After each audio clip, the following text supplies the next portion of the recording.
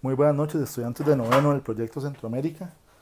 Qué gusto poder compartir con ustedes este nuevo material en el cual estaremos hablando de los conceptos básicos, los conceptos más importantes introductorios a uno de los temas más importantes del examen de noveno, que es la trigonometría. Okay, hay muchas preguntas del examen relacionadas a este tema. Entonces, debo iniciar mencionando que la trigonometría era un tema que se veía antes en bachillerato y se pasó a noveno año, y se le trató de bajar el nivel porque lo asocian única o básicamente, no única sino básicamente, a ejercicios relacionados con los triángulos rectángulos. Eh, si ustedes ponían atención en los videos anteriores, hablábamos del teorema de Pitágoras, y en el teorema de Pitágoras siempre era necesario tener dos lados para encontrar la medida de otro lado. Eh, por ejemplo, recordemos cateto A, cateto B y la hipotenusa. Entonces, para determinar la hipotenusa, era la raíz cuadrada de los dos catetos sumados al cuadrado. Y para tener un cateto, cualquiera que fuera, era la raíz cuadrada de la hipotenusa menos el otro cateto al cuadrado.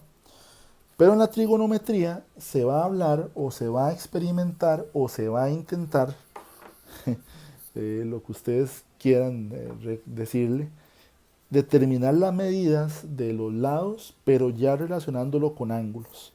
O determinar la medida de un ángulo relacionándolo con los lados del triángulo. Entonces, es un tema que va a implicar mucho trabajo y que, bueno, ojalá quisiera Dios que volvamos pronto a las clases presenciales.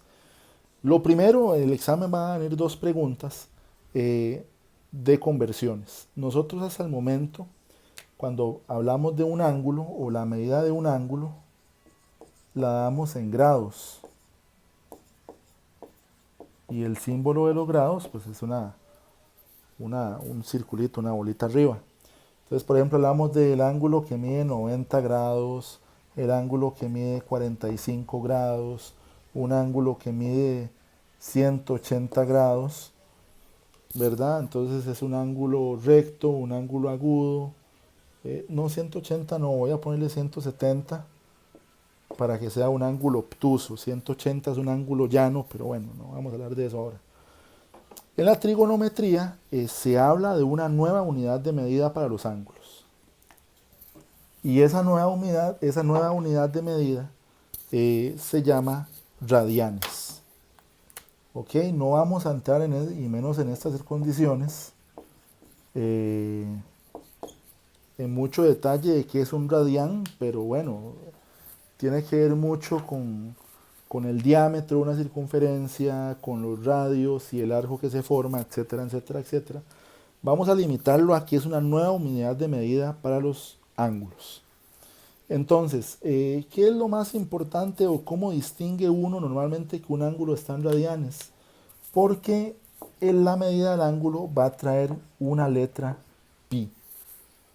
Recordemos que anteriormente habíamos hablado que la letra pi tenía un valor aproximado de 3,14 y un montón de decimales más, pero para efectos prácticos vamos a dejarlo en 3,14.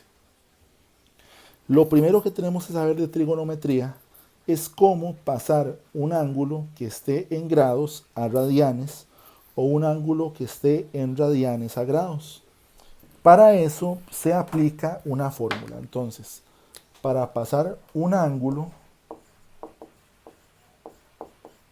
en grados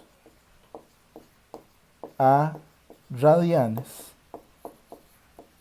vamos a usar la fórmula. El ángulo en grados multiplicado por pi sobre 180. Entonces, mi recomendación va a ser siempre la misma cuando veo este tema presencial o no, no pasen el pi a 3,14. Déjenlo ahí. Entonces, por ejemplo, vamos a convertir el ángulo 120 a radianes. Entonces vamos a multiplicar 120 grados por pi entre 180.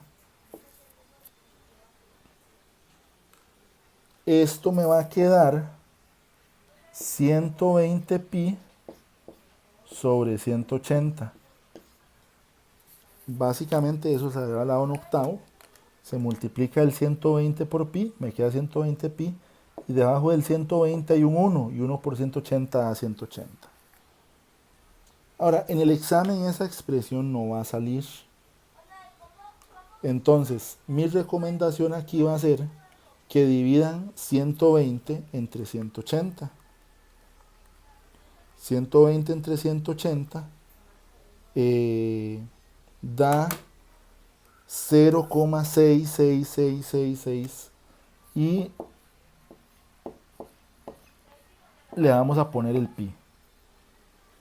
¿Qué fue lo que hice realmente? Dividí el 120 entre 180 y así obtuve los decimales que acompañan a pi. Entonces, eventualmente en una pregunta de marque con X buscaremos cuál ejercicio me da 0,666 y tiene un pi a la par. Otro ejemplo. Vamos a convertir el ángulo 40 grados a radianes. Entonces vamos a multiplicar el 40 por pi y lo vamos a dividir entre 180. Esto nos va a dar 40 pi sobre 180. Si usted es ágil y aprendió eso bien en octavo, va a poder simplificar 40 sobre 180, que nos va a dar 2 novenos con el pi a la par. Pero si usted no dominó eso en su momento, vamos a dividir 2 entre 9. Y 2 entre 9 me da 0,22 y un montón de 2 más. Y le vamos a agregar el pi. Y entonces ahí tenemos el ángulo 40 grados expresado en radianes, 0,22 pi. Si usted quiere hacerlo o tener un poquito más de claridad porque tal vez el pi no le hace muy feliz, recuerde que pi es igual a 3,14. Entonces podríamos multiplicar 0,22 por 3,14. Y eso nos daría aproximadamente 0,69 y un 7 y un montón de 7 más. Entonces, para recapitular, multiplico el ángulo en grados por pi entre 180. Mi recomendación es que usted el pi no lo quite porque en las respuestas viene un pi. Normalmente, hay veces que no, veremos ejemplos en el próximo video. Entonces, mi recomendación es, si usted, multiplica 40 por pi y me da 40 pi y 1 por 180 me da 180.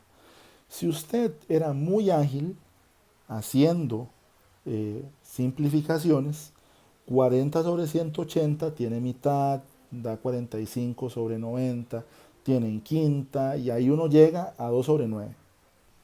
40 tiene mitad que es 20. El asunto es que cuando yo simplifico esto me da 2 sobre 9. Si nosotros no manejamos ese concepto, entonces vamos a dividir 40 entre 180 y me da 0,2222 y un montón de 2 y le agrego el pi.